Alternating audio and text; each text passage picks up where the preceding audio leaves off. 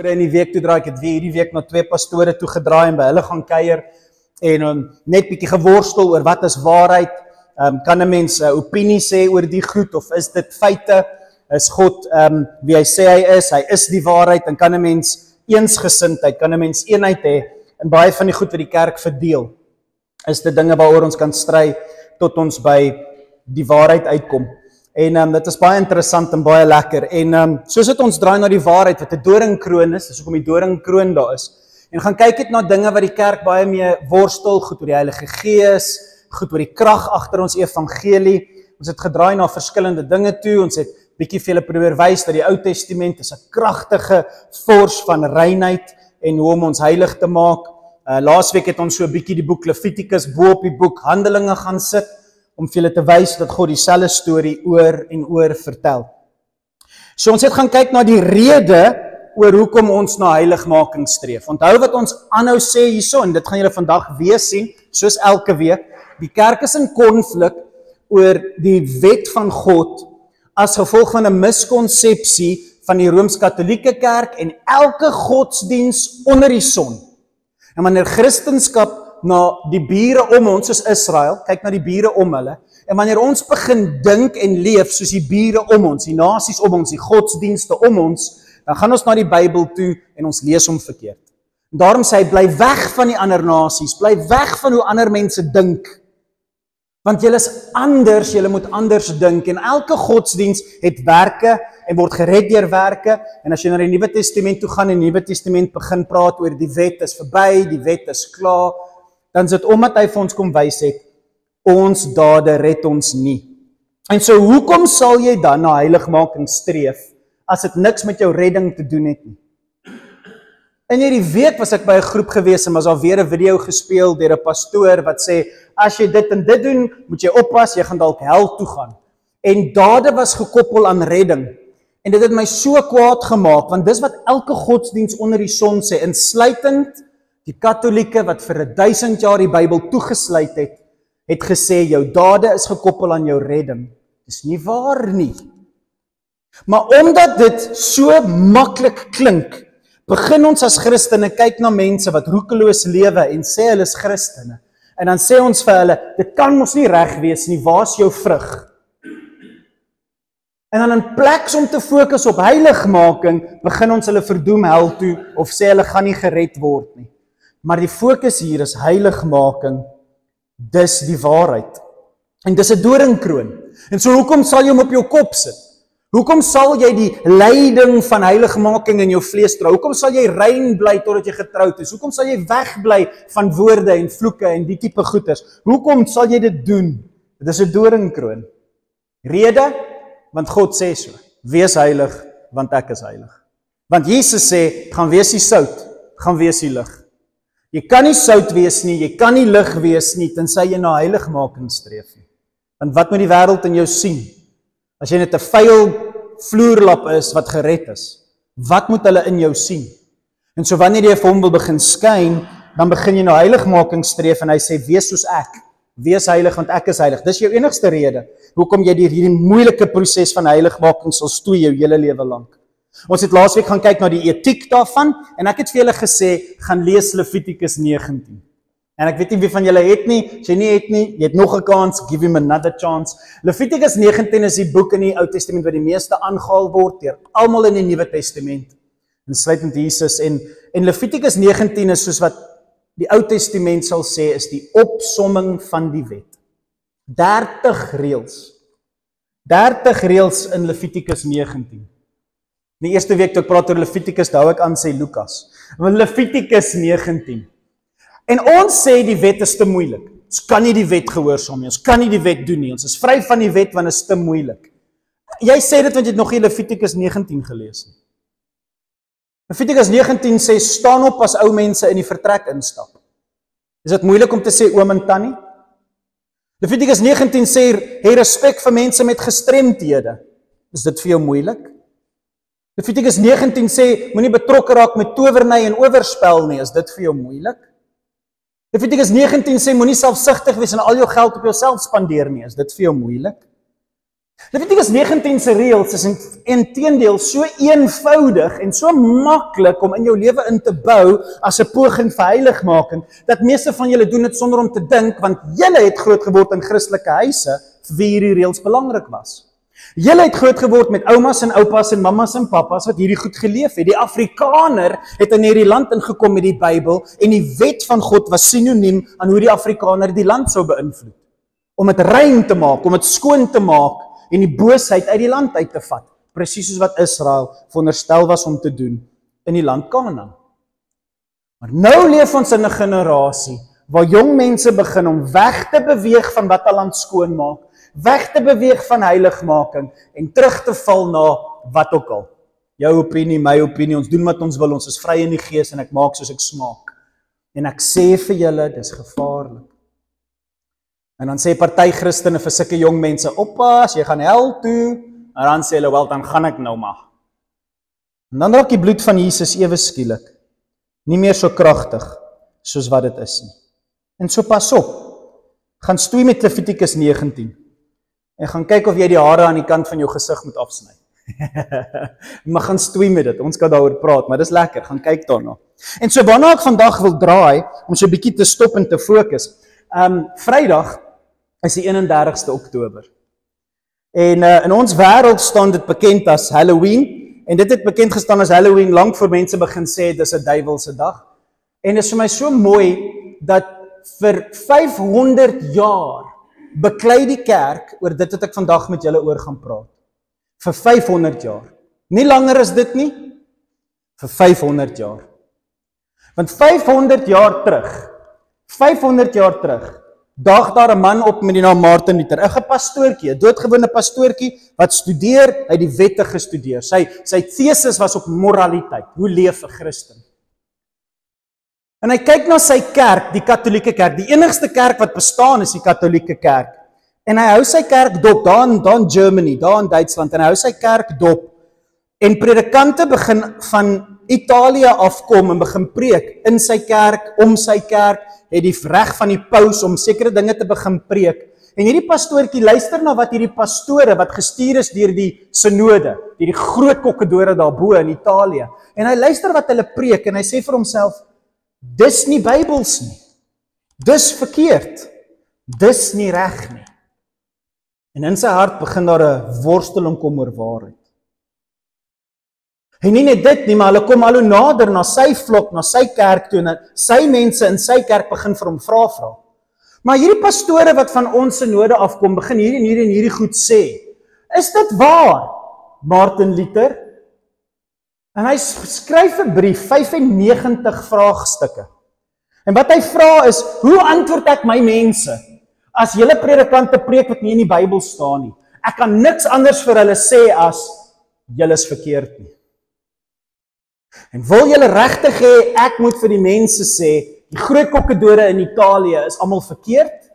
En as julle nie wil hê, ek moet vir almal sê, julle is verkeerd nie, kom praat dan met my, want ek sê julle is verkeerd. Wow!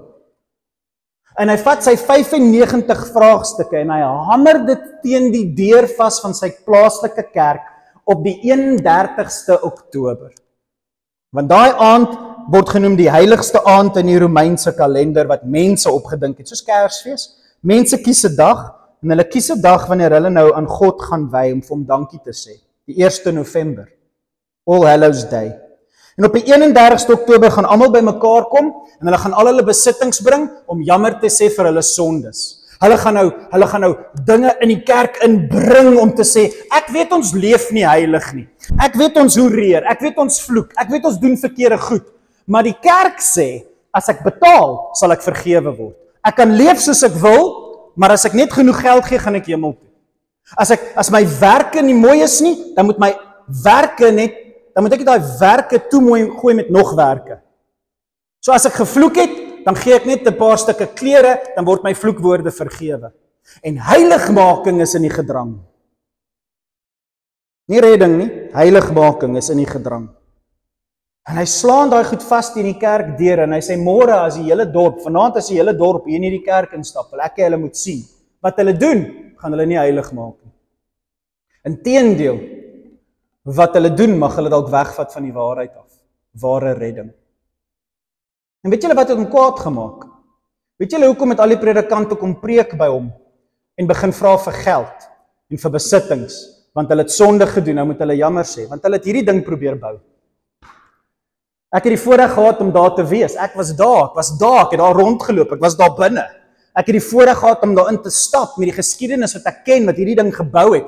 Ons is protestante, ons het weggebreek van die verkeerde leer van die wet, as gevolg van daai gebou, in Italië, St. Peter's Basilica.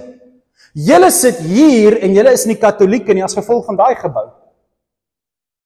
Want die kerk het begin kom om te sê, ag wette, ag die Ou Testament, ag wie gee om oor die wette van God, kom net kerk toe, betaal jou tiendes, spring op die regte manier hier voor ons, betaal 'n bietjie en ons gaan 'n mooi kerk bou, en as ons 'n mooi kerk bou, sal God vir jou lief wees. Kom bou net 'n mooi kerk en God sal al jou verkeerde goed vergewe en ons sal jou heilig verklaar.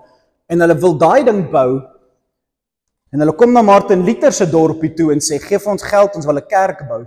En as jy help 'n kerk bou, dan hoef jy nie te worry oor die wet nie. En Martin Luther sê, no ways, volgende een. Hy sê, julle wil 'n groot monument van eer bou, maar julle wil dit doen sonder heiligmaking. Julle wil dit doen sonder die wet van God. Aan die binnekant, kyk hoe mooi lyk dit aan die binnekant. Dis alles julle, foto's kan jy nie verduidelik hoe mooi dit is nie, hoor, jy staan daar binne, jy voel soos 'n muurtjie daar binne, dit is so groot en so mooi en so asemrowend, jou asem word weggeslaan as jy daar instap. Dit is asemrowend mooi daar binne. Daai gebou is die rede dat julle nie katholieke is nie. As gevolg van 'n man met die naam van Martin Luther op Halloween, op die heilige aand. So my vraag aan julle as 'n gemeente is, hoe belangrik is die wet vir jou? Watse dinge bou jy deur om weg te hardloop van die moeilike doringkroon van heiligmaking? Wat vervang jy met die harde pad van Christen wees? Wat vervang jy met die swaar kry van Christen wees? Hoeveel geld gee jy? Hoeveel dinge sê jy? Hoeveel groepies woon jy by? Wat doen jy wat dink die wet vervang? En dis was Martin Luther se probleem. Ek gaan vir julle net sy eerste thesis en sy laaste een, sy eerste een en sy 95ste een lees. Maar dit is baie interessant. Jy sal nie 'n tyd mors om te gaan sien waaroor hy kwaad was nie. Maar ek lees vir julle sy eerste een. Hy sê, dis nou Engels, maar hoor mooi, hy sê, and this, be confident of entering into heaven through many tribulations rather than through a false security of peace. Hy sê, jy gaan swaar kry. Moenie dink jy kan net geld gee vir 'n pastoor of ietsie nice doen of ietsie mooi doen en dink, o, nou sulke nice mens. Nee. Heiligmaking is swaar kry. Jy gaan dit voel in jou liggaam, jy gaan dit voel in jou gees, jy gaan dit voel in jou verstand, die wêreld gaan jou een kant toe trek, jy gaan die hele tyd ander kant toe. Dit gaan jou hele lewe lank tot die dag wat jy doodgaan 'n stryd wees, sê Martin Luther. En moenie laat iemand vir jou jok en sê, kom dat ons dryf het gou 'n duiwel uit, en dan is jou demoon van alkoholisme nou uit jou uit. Jy, nou is jy great, kyk die demoon is uit jou uit. Nee, moenie net iemand vir jou vals sekuriteit gee nie. Jy gaan worstel. Jy gaan heilig wees. Jou huwelik, jy gaan worstel. Jong mense, kinders, tieners, volwassenes, jong volwassenes. Om heilig voor die Here te leef is 'n daaglikse worstel. En dis wat hy skryf. Hy begin sê, moenie laat die kerk vir jou jok nie. En sy laaste een, die laaste ding wat hy skryf, is my so mooi, dit kom uit 'n Bybelvers uit, maar hy sê, when our Lord and Master, Jesus Christ, said, repent, He willed the entire life of the believer to be one of continual repentance. Toe Jesus Christus gesê het, bekeer jou, wat hy gehad het, dit moes 'n daaglikse ervaring gewees het. Daagliks moes jy besef hoe vuil is jou hande, wanneer jy na die offer van die Here toe kom. Hoe vuil is jou liggaam, sodat jy na hom toe kom en sê, Here, ek het jou nodig vandag. Ek kan nie na my werksplek toe gaan sonder jou nie, want ek is vuil, en hoe kan ek jou seun vra, kom en was my skoon. Hy wou gehad het, ons moes daagliks worstel met heiligmaking. En die kerk haal dit soms uit en sê, nee, dis okay. Jy's fine. En die wêreld en die kerk begin dieselfde lyk. Want dis nie 'n daaglikse worstel, nie vir redding nie, maar vir heiligmaking. Ons ek wil vir julle sê, jou gees, dit wat hemel toe gaan, word geheilig die dag by jou wedergeboorte. Die dag wanneer jy waarlik jou lewe vir die Here gee en jy word weergebore, soos Jesus van Nikodemus gesê het, ontvang jy op daai oomblik die Heilige Gees. En as jy die Heilige Gees ontvang by jou wedergeboorte, dan is jy geheilig in die Here se oë. Jy gaan hemel toe. Jy's welkom. Jy kan in sy allerheiligste instap. Maar jou vlees, dit wat die wêreld sien, dit wat in jou huwelik gebeur, dit wat in jou werksplek is, dit wat hier op aarde agterbly, word geheilig deur jou leefstyl. En daarom is die Heilige Gees jou helper. Hy help jou om jou gees en jou vlees na mekaar toe te trek, sodat jou vlees begin lyk soos jou gees. Dit gebeur nie maklik nie. Dis vrug van die Gees, dis 'n leefstyl van swaar kry. Jou gees gaan hemel toe, jou vlees getuig dit. Dis my rympie. Jou gees gaan hemel toe.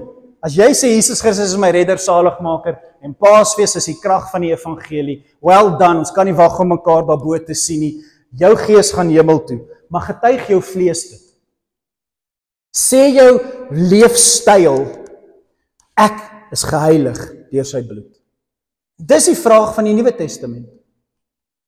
Jesus se boetie. Jy sê jy is 'n Christen, wys my.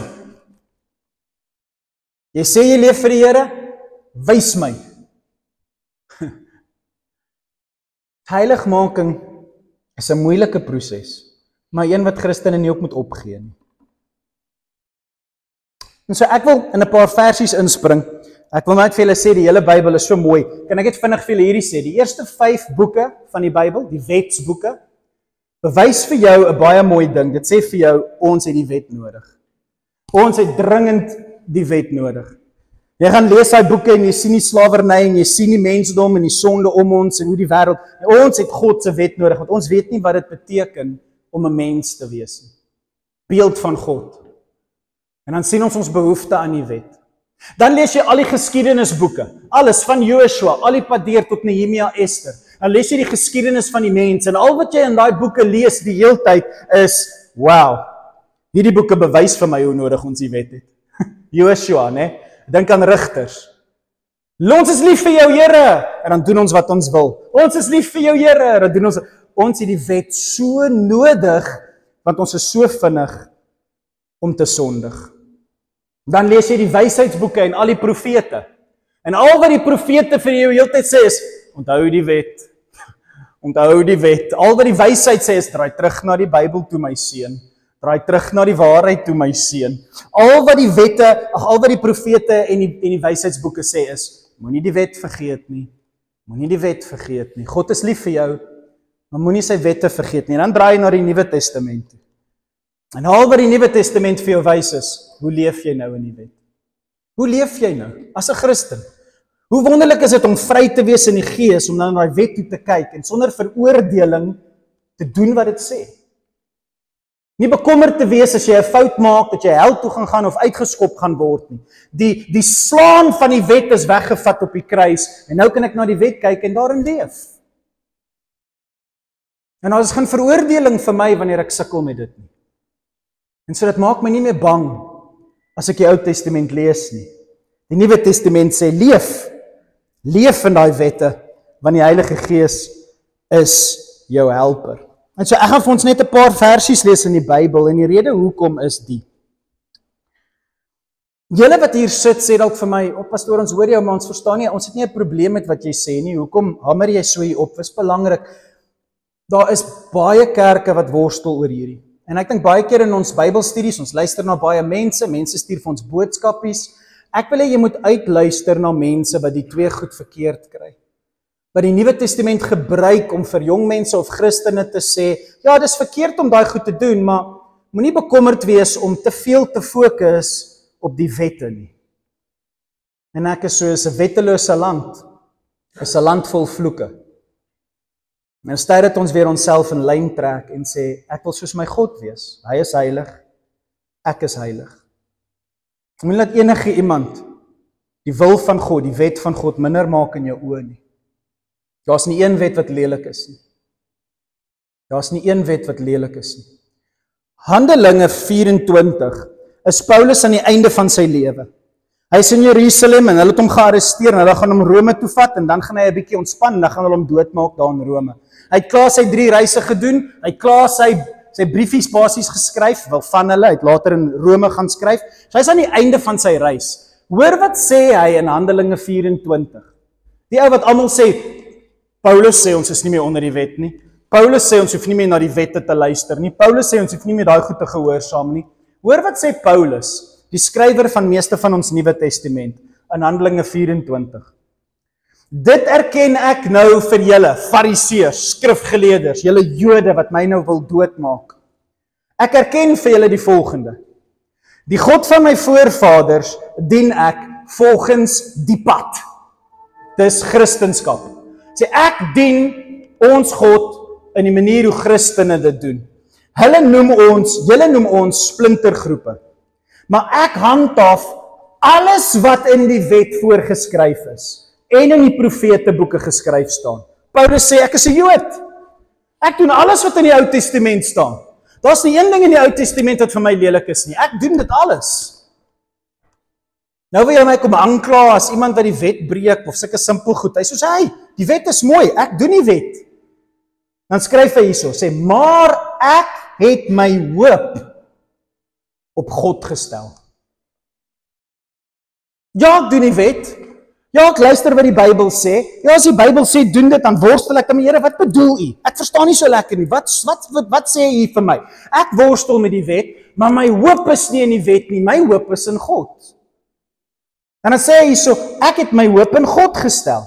Iets wat hulle self ook verwag. Dis wat ons verwag, is dat God ons hoop sal wees, nie die wet nie. Dat God die opstanding van die goeies en die slegtes sal laat plaasvind. Dis 'n Christense hoop. Hy sê, daarom doen ek ook nou my uiterste bes om altyd 'n skoon gewete voor God en mense te hê. Ek doen my bes om die wet te gehoorsaam. Nie omdat dit my red nie, nie omdat dit my saligheid is nie. My hoop dat God die goeies en die slegtes sal laat opstaan, maar ek wil voor mense sout en lig wees. Voor mense moet ek skyn. En ek weet ek sukkel daarmee, en so gaan maak ek Levitikus oop. Ek weet nie eintlik mooi hoe om my geld en my liggaam en my finansies en my dieet en my gewoontes en my goeders en my kerk en my orde in my kerk en al daai goed te hanteer nie. Dan maak ek die Ou Testament oop. En ek gaan drink daai harde, moeilike teologiese wette en ek worstel daarmee. Hoekom? Want ek wil 'n skoon gewete hê voor mense.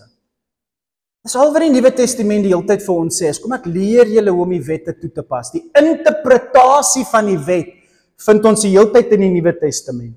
Romeine 3 skryf Paulus nou toe hy daar sit en hy skryf vir die Romeine en hy kan nie wag om by hulle te gaan kuier nie. Hy skryf vir hulle in Romeine 3. Kan ons dus daarop beroem dat ons enigiets gedoen het om vryspraak te verdien? Julle Christene wat hier sit, wat regtig julle hele lewens gewy het om God te eer met julle huisgesinne, julle kinders, julle finansies, julle lewens skyn vir die Here. Julle het uit 'n kultuur en uit 'n godsdiens en uit 'n agtergrond gekom waar om reg vir God te lewe vir julle belangrik is. En nou vra hy, kan julle daarop roem? Kan jy trots wees op al hierdie dinge? Kan jy vryspraak daaruit kry? Dis heeltemal buite die kwessie. Want ons vryspraak berus nie op goeie dade nie, maar alleenlik op geloof. So hoekom worry ons dan oor die wet? Wat maak dit nou saak as ek 'n bietjie vloek? Wat maak dit saak as ek rook? Wat maak dit saak as ek so 'n bietjie dronk word? Wat maak dit saak as ek so 'n bietjie geld het? Wat maak dit saak hoe ek leef? Los my uit, God sal my eendag oordeel. Los my net uit en ek is soos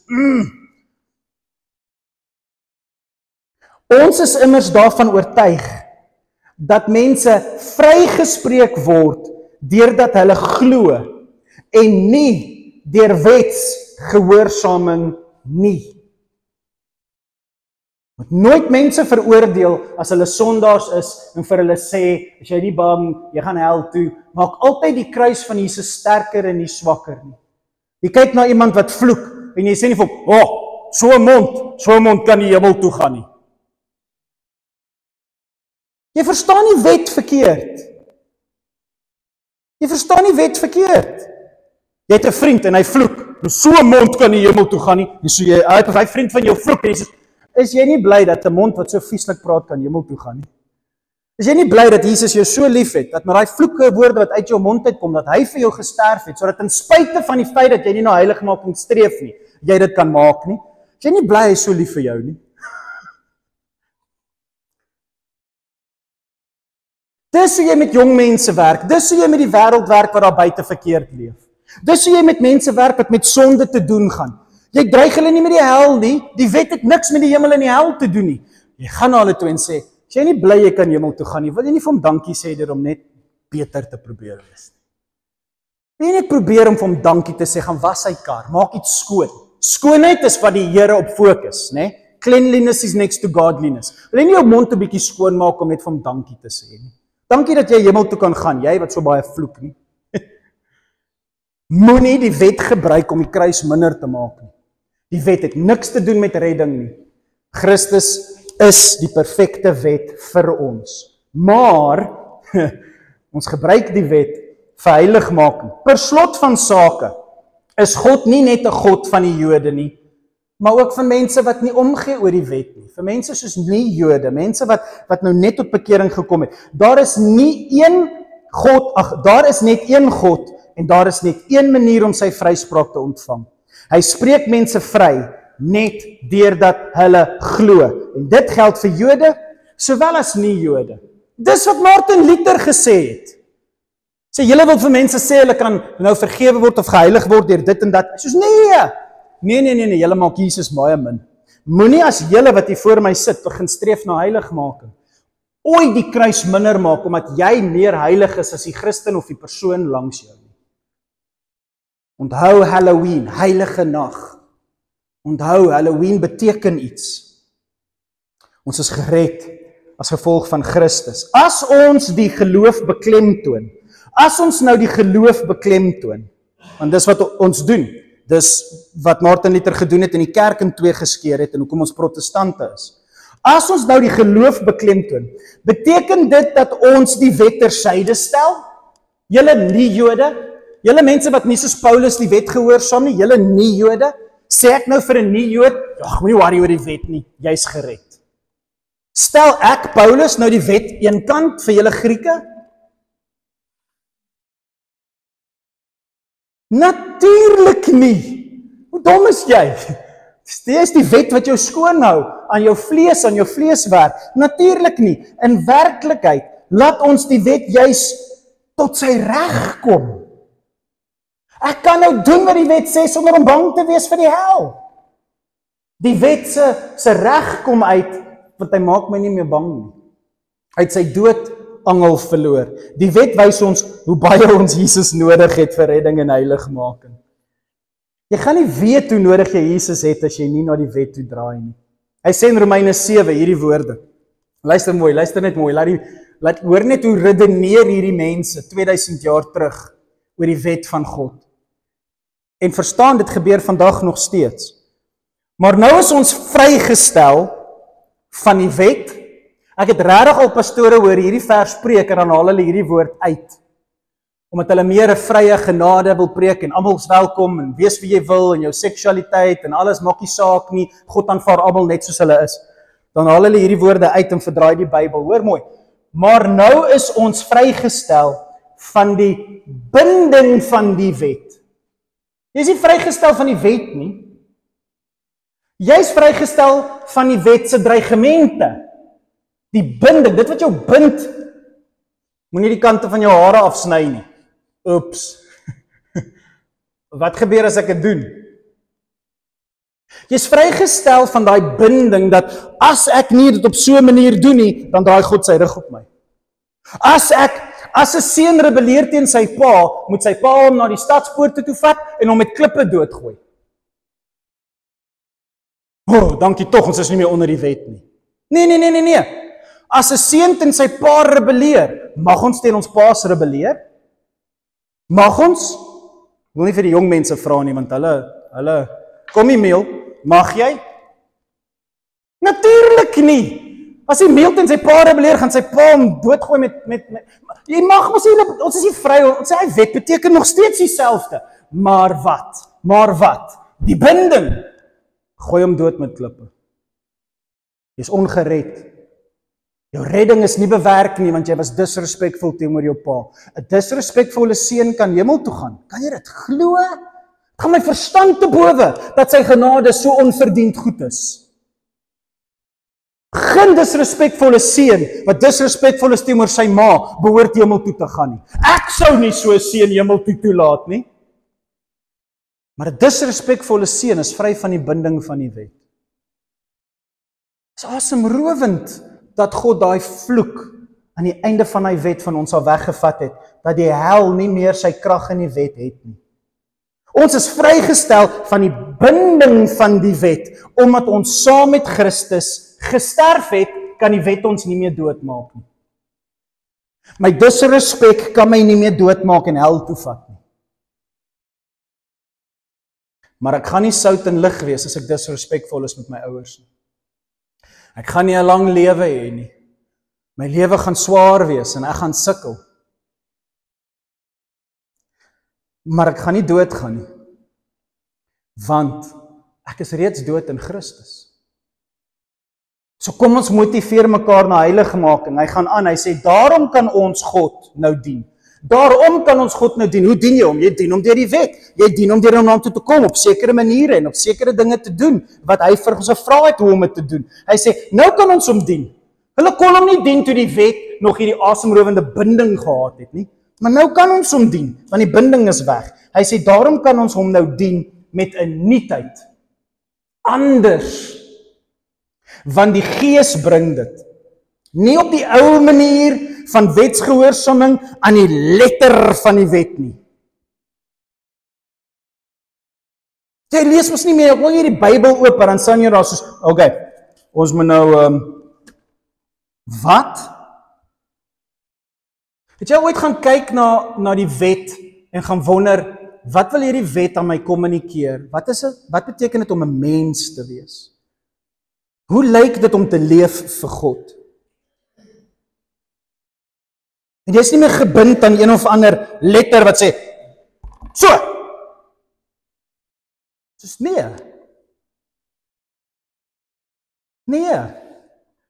ek is besig in hierdie area van my lewe. 'n Ander Christen is besig in 'n ander area van die lewe. En die wet sê, dis verkeerd. En jy soos, ek weet, ek werk daar.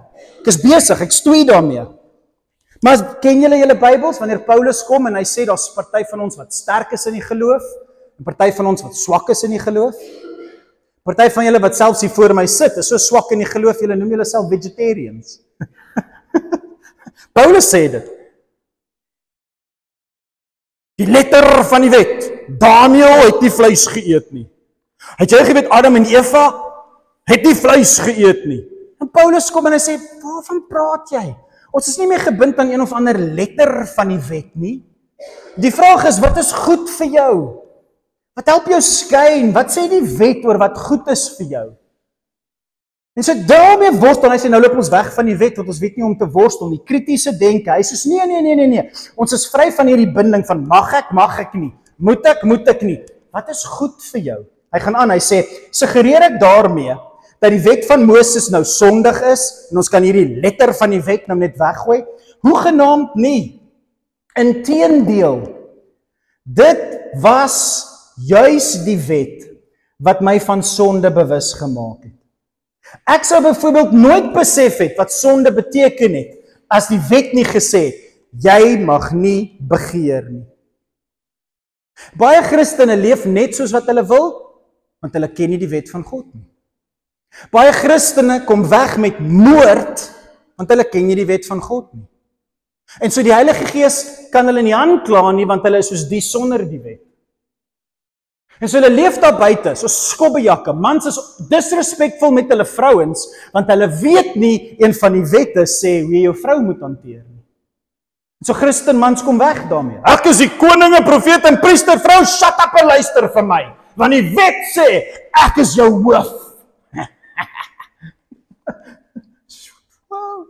Wat? As jy verstaan nie dat die wet juist vir jou wys wanneer jy sonde doen nie? En as jy nie weet wat die Bybel sê nie, hoe gaan jy jammer sê?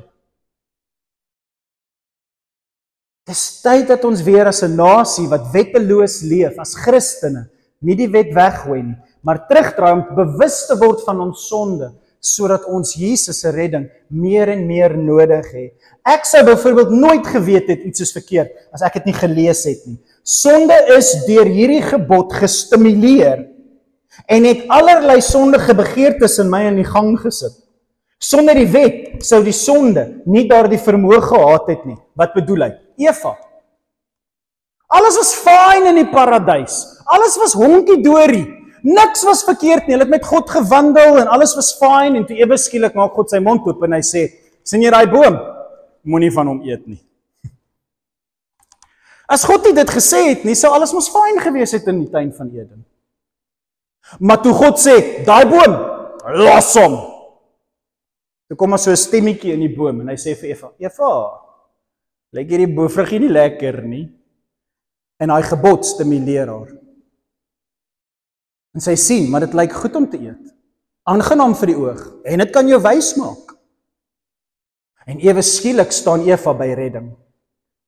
God het gesê nee, maar hierdie ding stimuleer 'n plesier in my wat ek baie graag wil hê. Ek wonder wat moet ek kies. Moenie omdat jy bang is vir die sondige geaardheid in jou hart weghardloop van God se wet nie. Moenie omdat jy weet hoe siek jou hart is en hoe boos jou gedagtes is weghardloop van God se wet nie. Ons kruip weg van God binne in God. Dis wat die wet doen, dis die krag van die wet. Jy hardloop na sy heiligmaking toe, want sy heiligmaking gaan jou nie hel toe stuur nie, sy heiligmaking gaan jou heilig maak. En so wanneer God 'n wet daar sit en jy weet jy gaan hom breek want jy is so korrup in jou siel, hardloop jy nie weg van die wet nie, jy hardloop na daai wet toe, sodat jy kan sien hoe nodig jy Jesus het. Adam en Eva het gesien met God se eerste wet hoe nodig hulle 'n redder het. Ek het destyds heel goed gevoel. Toe ek nog nie verstaan het nie, dis nou Romeine 7 vers 9. Ek het goed gevoel toe ek nie verstaan het wat die wet van my verwag het nie. Nou ek het as 'n Christen geleef en ons was okay en daai pastoor sê gee dit en daai pastoor sê doen dit en ek doen maar wat die pastore sê. En ek het nogal goed gevoel oor my Christelike lewe. Ek was nie te bad nie, ek was nie soos daai sondaars daar buite nie. Ek was nie te sleg nie. Ek het destyds nogal goed gevoel toe ek nie regtig verstaan het wat die wet van my verwag nie. Maar toe die betekenis van die gebod, van die wet tot my deurdring, toe ek besef hoe heilig God is en wat hy van die mensdom verwag, toe die betekenis van hierdie gebod tot my deurdring, het die sonde vir my 'n lewende werklikheid geword en het ek self die doodsvonnis ontvang.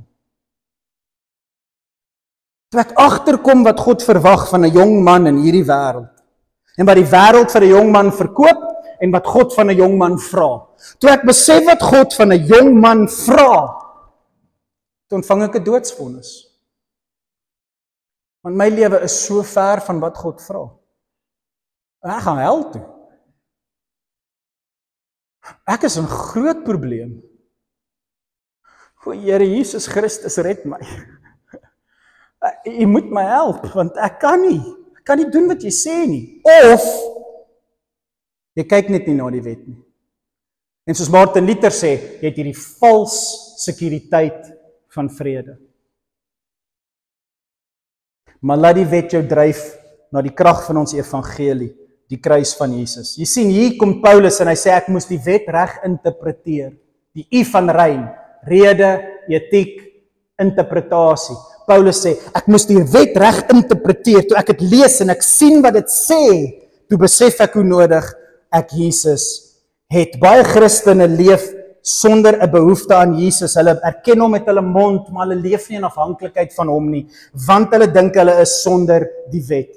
Dit het gebleik dat juis die gebod, wat veronderstel was om vir my lewe te bring, vir my die dood beteken het. Eet enigiets behalwe hierdie boom. Dit was fantasties in die tuin van Eden. Lewe en lewe in oorvloed. Maar moet net nie daai boom eet nie. Wel, dis lewe, maar juis dit het vir my dood gebring. Juis dit het vir my dood gebring. Eet enigiets behalwe die boom. Daai gebod het dood gebring. Die wet bring dood, daarom het ons Jesus nodig, want die sonde wat deur die gebod aangewakker is, het my verlei en so my doodsvonnis meegebring. Nietemin, die wet op sigself is heilig. En sy inhoud, Levitikus, sy inhoud is heilig en reg en goed. It's hallowed. Is heilig. Sink jou in God se wet in Christen. Jy hoef nie bang te wees vir wat hy van jou vra nie. Die wet kan jou nie meer doodmaak nie. Jy is 'n Christen. So gaan leef heilig. Hoe is dit nou moontlik? Het dit wat goed is, naamlik die wet van Moses, dan vir my dood gebring? Nee, glad nie. Dis die sonde, dis jou hart, dis jou siekte binne in jou siek hart. Dis die sonde wat dit gedoen het. Met die gevolg dat sy ware aard, sonde se ware aard duidelik geword het. Sonde het die wet wat goed is, misbruik om jou dood te bewerk. Sonde het die wet gebruik om jou hel toe te vat. So moet nie laat sonde wen en nie probeer om heilig te leef nie. Moet nie so bang raak vir die sonde binne in jou dat jy probeer om sekere dinge wat jy weet in jou lewe verkeerd is, nie reg te stel voor God nie. Moenie laat die sonde wen nie, want die sonde gaan God se wet vat en jou dreig en sê, jy's 'n swak Christen. Kyk hoe swak is jy. Moenie bang wees nie, hoor. Jy gaan hemel toe. Die sonde kan nie meer wat goed is in jou hart korrup maak nie. Want die Heilige Gees is nou die Gees van waarheid en hy gaan vir jou wys, die wet is nie 'n strafmeester nie. God gaan dit gebruik om jou te laat skyn so sout en lig. So het die gebod nog soveel duideliker gemaak hoe verskriklik sonde werklik is. En ons het Jesus nodig. En so, ek maak klaar, ek eindig af deur om julle te herinner wat Jesus gesê het. Julle moenie die rede van my koms misverstaan nie. Ek het nie gekom om 'n streep deur die wet te trek nie. Ek het gekom om die ware bedoeling te laat uitkom. Het ek dit op die skerm? Ek weet nie of ek Matteus 5 op die skerm het nie. Nee. Het ek hom daar. Kyk hoe mooi. Ek het nie gekom om die wet af te skaf nie, maar om dit te vervul. Party pastore sê, sien jy, dis klaar, dis af. Nee, vervul beteken om vir jou te wys dat dit sy straf is vervul. Dit kan jou nie meer hel toe vat nie. Dit kan jou nie meer hel toe vat nie. Dis ons goeie nuus. Maar hou aan kyk. Hou aan kyk na wat heiligmaking is. Dis al wat ek julle vra. En so, hier's Bybelversies op Bybelversies wat ek wil hê julle moet lees. Ek wil julle moet lees hoe Romeine 8 sê, vir hulle wat aan Christus verbind is die oordeel van die wet nou heeltemal weggeneem. Die binding van die wet. Die wet van die Gees wat lewe gee, is so magtig, dat hy jou deur Jesus Christus bevry het van die greep van die sonde wat uitloop op die dood. Nie bang wees vir die Ou Testament en die wette van God nie. Worstel met die sonde in jou lewe, Christen. Jy spandeer te min tyd in die Bybel, dis 'n sonde. Wanneer laas was jy op jou knie voor die Here of in jou stilte tyd voor die Here? Dis 'n sonde. Die Bybel sê oor en oor en oor hoe gereeld ons na hom toe moet draai sodat hy ons lewe kan inbeweeg. As jy dit nie doen nie, is jy besig om te sondig en jy kan dit ignoreer en met 'n valse sekuriteit net sê, wel, ten minste gaan ek hemel toe, of jy kan besef hoe min tyd jy vir God gee, hoe min Bybelstudie jy eintlik doen, en laat dit jou pla, laat dit aan jou krap, en sê, I should do better. I should do better. En ek kan nie ietsie koop om 'n St. Peter's Cathedral te bou, en dink dit sal beter wees, as om te doen wat God vir my vra nie. Julle, dis 'n doringkroon. Die waarheid is, heiligmaking is 'n doringkroon. Dis moeilik. Dis baie moeilik.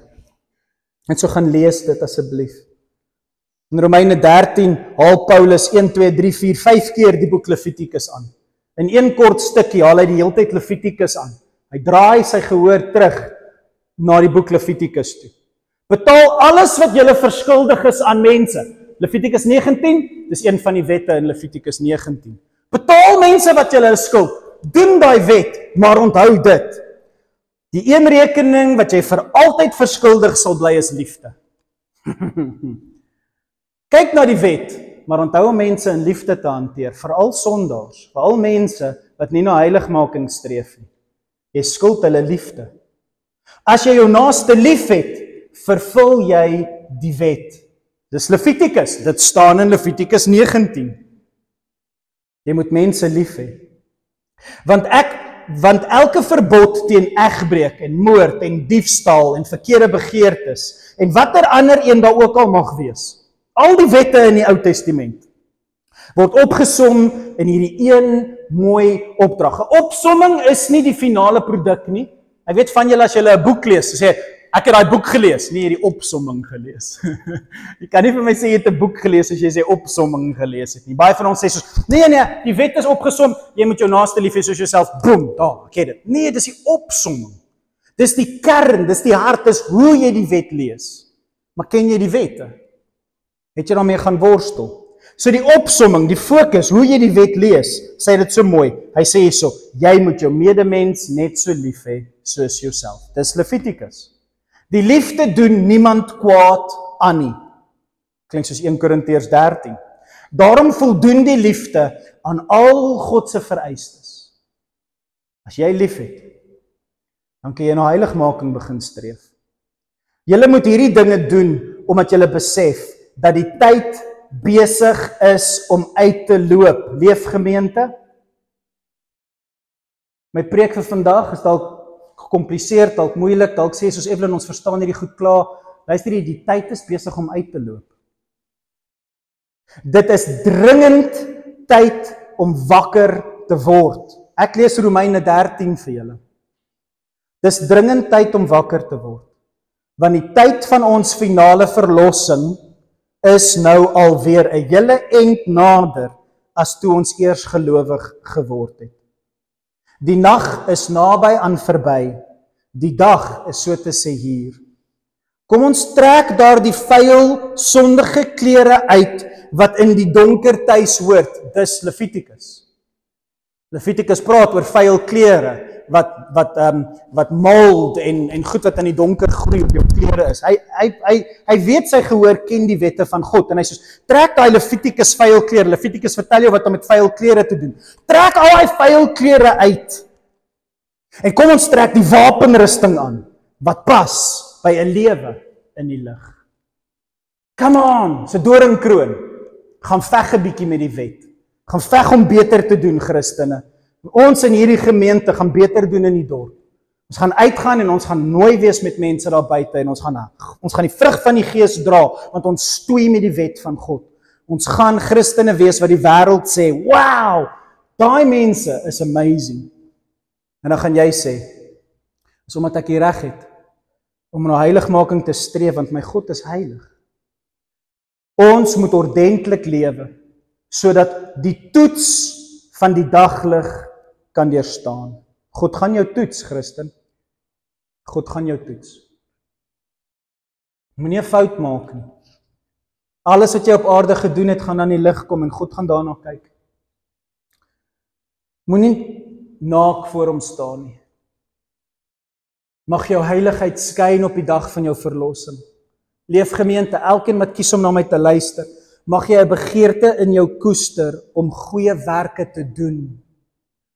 Sodat die dag wanneer hy jou kom haal, jy voor hom staan en jy is sout en jy is lig en jy skyn en daar is heiligheid oral oor jou soos glitter.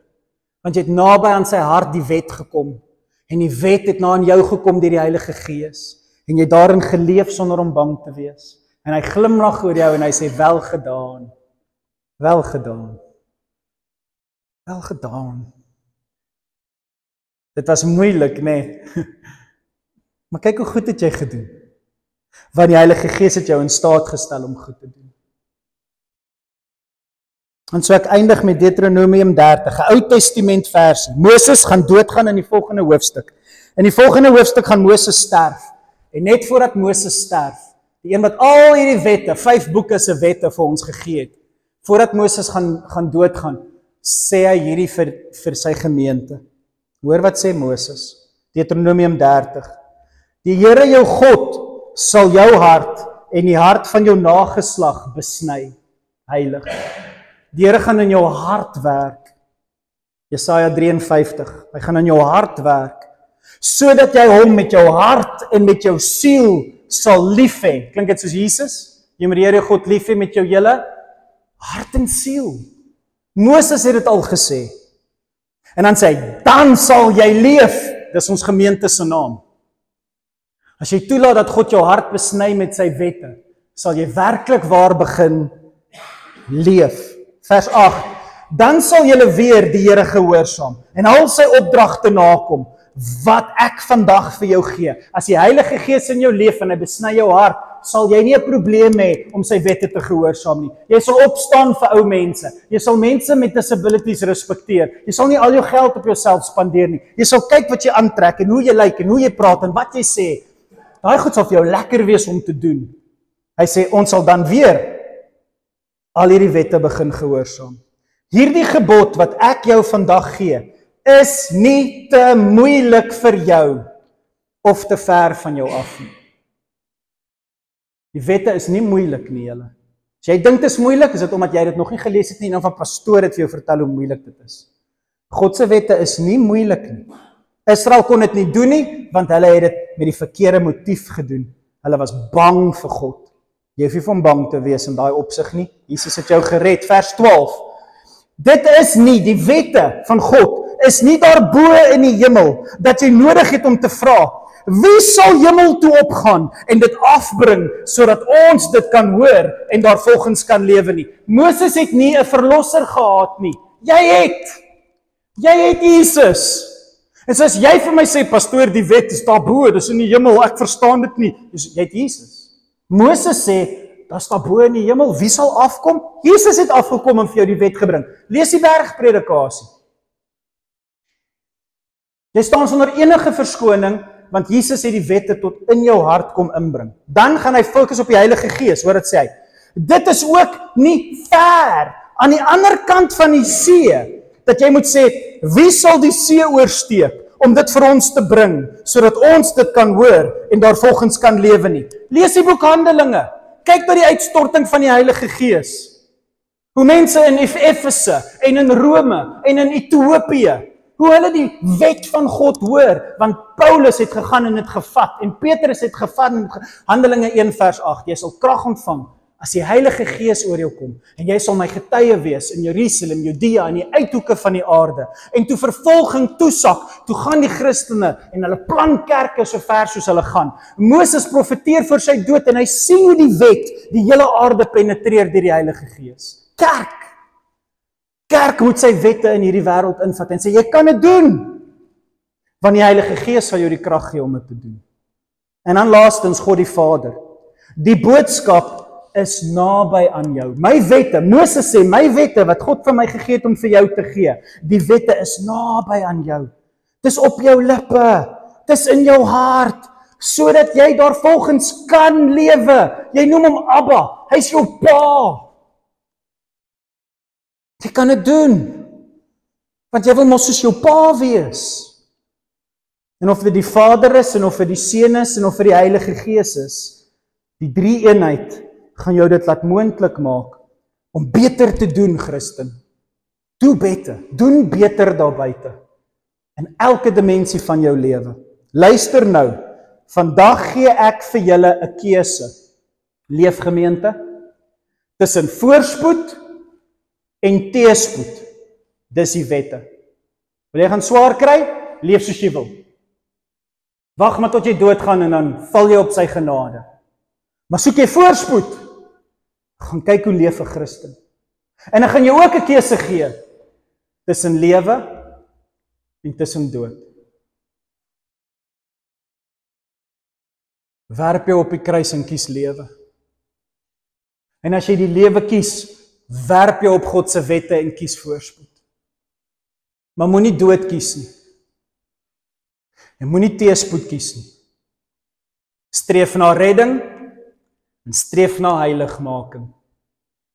Dis die woord van God. Dis die waarheid. Kom ons gaan skyn. Kom ons bid saam. Hemelse Vader, ons wil vir U dankie sê dat as ons so draai na die waarheid toe, dan wil ons vir Hom verskoning vra vir die tye wanneer ons begin het om nonchalant te leef as Christene. Ons was net te dankbaar vir die bloed van Jesus, te dankbaar dat ons hemel toe gaan en ons het net begin leef soos die wêreld. Ons het begin praat soos hulle, dink soos hulle, lyk soos hulle, aantrek soos hulle. En ons het heeltemal vergeet van Levitikus 19 en hoe God sê 'n heilige nasie moet lyk. Ons het nie meer respek vir ou mense nie, ons spot mense, ons hoereer onsself, ons is selfsugtig met ons bates, ons doen wat ook al ons wil. Here, ons as 'n gemeente vra vanoggend vir U verskoning, vir die feit dat ons werp op U genade, sonder om te fokus op heiligmaking. Leer ons hoe om ons kinders te leer, om dankbaar te wees vir redding, maar te streef na heiligmaking. Want die wêreld kan U net sien as die kerk sout en lig is. Die wêreld kan U net sien as die kerk lyk soos U. En die wêreld weet vandag nie waar U is nie. Die wêreld kan U vandag nie eers in die natuur sien nie. Want alles is verborge vir hulle oë. Want die kerk het geswyg en die kerk het begin stil bly. En ons het die waarheid verruil vir opinies. Trek ons terug na 'n doringkroon toe, Here. Ons sal hom dra, want U sal ons in staat stel om dit te dra. En vir hierdie gemeente wil ek vir U dankie sê, vir alles wat hier om ons aangaan en wat U deur ons doen. Kom ontvang U lof en kom ontvang U eer. En vir elke private worsteling, vir private sondes en private stryery in werksplekke en in private huwelike. Here, kom ontvang U glorie. Wanneer leefgemeente worstel met heiligmaking. Ons sê vir U dankie daarvoor. Kom en word verheerlik, Here. Ontvang U eer. In Jesus naam.